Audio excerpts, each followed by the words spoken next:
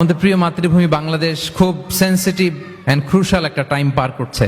আমরা আমাদের প্রিয় মাতৃভূমির জন্য আজকের কেপটাউনের বাইতুল কুদস মসজিদ থেকে, মসজিদুল কুদস থেকে দোয়া করি আল্লাহ তাআলা আমার প্রিয় মাতৃভূমি বাংলাদেশকে হেফাজত করুক। যেটাতে আমার দেশের কল্যাণ, যেটাতে আমার দশের কল্যাণ, আল্লাহ তাআলা সেই ফয়সালা করুক। বাংলাদেশে চাকরির বাজার মন্দা, ব্যবসা করতে গেলে অনেক ঝক্কি ঝামেলা, নিরাপত্তা, এটা সেটা অনেক কিছু বিবেচনা করে আমাদেরকে থাকতে হয়। তার বিপরীতে এখানে আল্লাহ তাআলা আপনাদেরকে প্রতিষ্ঠিত করেছেন। অনেকে এই দেশের ন্যাশনালিটি পেয়েছেন, সাউথ আফ্রিকান ন্যাশনালিটি পেয়েছেন। তারপর ব্যবসায় আপনারা ভালো করছেন, রিজিকের 10 ভাগের 9 ভাগ আল্লাহ ঢুকিয়ে দিয়েছেন ব্যবসার ভেতরে, আলহামদুলিল্লাহ।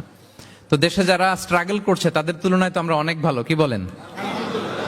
আপনাদের কোনো কমপ্লেন নাই তো? সব সময় কি বলবেন? আলহামদুলিল্লাহ বললে আল্লাহ তাআলা নেয়ামত আরো বাড়িয়ে দিবে। আমি প্রাণ ভরে আপনাদের জন্য দোয়া করি, আল্লাহ তাআলা আপনাদের রিজিকে বারাকা দান করুক, আল্লাহ তাআলা আপনাদের স্বাস্থ্যে বারাকা দান করুক, আপনাদের কর্ম প্রচেষ্টা, আপনাদের অ্যাক্টিভিটি, আপনাদের এঙ্গেজমেন্ট আল্লাহ তাআলা বারাকা দান করুক। প্রিয় ভাইয়েরা, সূরাতুল হুজুরাতের 10 নম্বর আয়াতে আল্লাহ তাআলা বলছেন ইন্নামাল মুমিনুনা ইখওয়া। আল্লাহ বলেন বিশ্বাসীরা ভাই ভাই, মুমিনরা ভাই ভাই। আমরা মুমিনরা কি ভাই ভাই? এটা ফিল হয়? হ্যাঁ, এটা ফিল করতে হবে, শুধু মুখে বললে হবে না। আমরা কিন্তু ভাই ভাই, উই আর ব্রাদার্স ইন ইসলাম। ইন্নামাল মুমিনুনা ইখওয়া, বিশ্বাসীরা ভাই ভাই। ফাআসলিহু বাইনা আখাওয়াইকুম।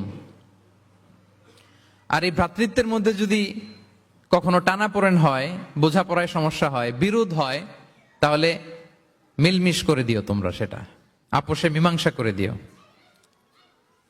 আদেশটা কার? আওয়াজ করে বলুন না, আদেশটা কার? বিশ্বাসীরা ভাই ভাই। এই ভ্রাতৃত্বের বন্ধনে যদি কখনো বোঝাপড়ায় ঝামেলা হয়, বিরোধ হয়, বিবাদ হয়, আপোষে মীমাংসা করে দিও, মিলে যেও। আর ওয়াত্তাকুল্লাহ, আল্লাহকে ভয় করো, লাআল্লাকুম তুরহামুন, তাহলে তোমরা অনুগ্রহ প্রাপ্ত হবে। এই আয়াতটাকে ঘিরে কিছু বার্তা আজকে এই কেপটাউনের এই প্রোগ্রামে আমি শেয়ার করবো ইনশাআল্লাহ। তাহলে প্রথম মেসেজ হচ্ছে আমরা ভাই ভাই, উই অল আর ব্রাদার্স। মুমিনরা ভাই ভাই, আওয়াজ করে বলুন, মুমিনরা আমরা ভাই ভাই। পৃথিবীতে ভ্রাতৃত্ব, ব্রাদারহুড, এটা অনেক ধরনের। 1 নম্বর ভ্রাতৃত্ব হচ্ছে আল উখুয়া আল ইনসানিয়া, মানবিক দিক থেকে ভাই।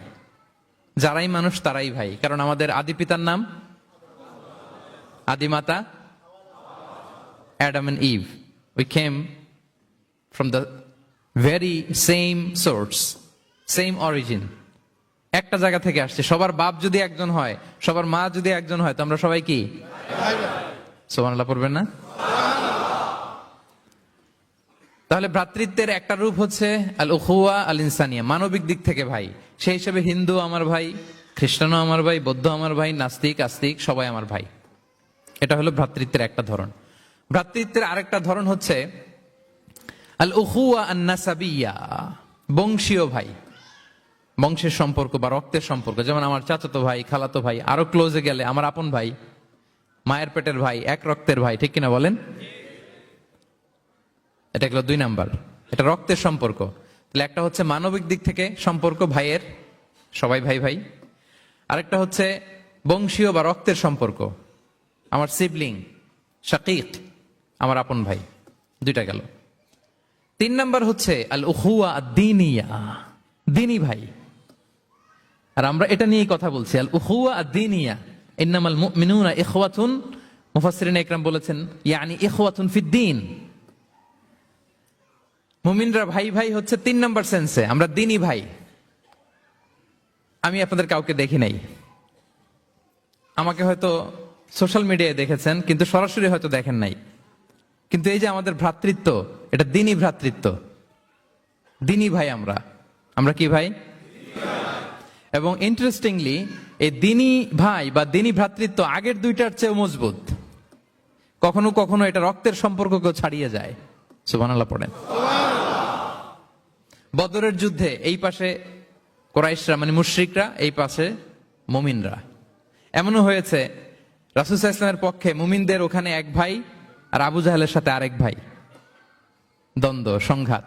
এই ভাই ওই ভাইকে হত্যা করেছে দিনের কারণে। তার মানে দিনী ভ্রাতৃত্ব এটা এত মজবুত, এটা মাঝে মাঝে রক্তের সম্পর্ককেও ছাড়িয়ে ছাপিয়ে উপরে উঠে যায়। আল্লাহু আকবার। তাহলে আমাদের সম্পর্কটা হচ্ছে এরকম মজবুত সম্পর্ক। প্রিয় ভাইরা, আমরা সবাই দিনী ভাই। আওয়াজ করে বলুন, কি ভাই? এবং আমাদের দৃষ্টান্ত দিয়েছেন বিষ্ণু ইসা ইসলাম। তিনি বলেছেন তোমরা সবাই দিনী ভাইয়েরা, সবাই মিলে এক দেহ এক প্রাণ।